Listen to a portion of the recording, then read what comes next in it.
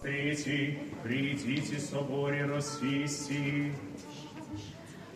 Придите, соборе рассвести, сущие в стране нашей святые восхвалим, преподобные иероки, князи благоверные,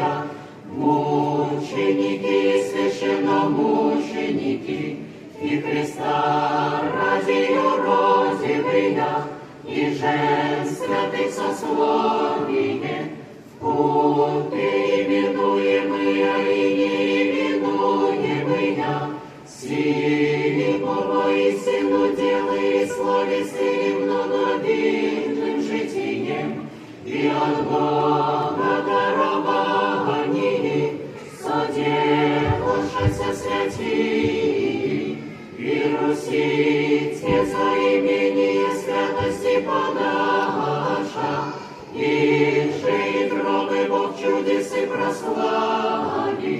и ныне не средстве не прославшему и Христу предстояще, молятся прилежно о нас, любовью совершающий светлое мир.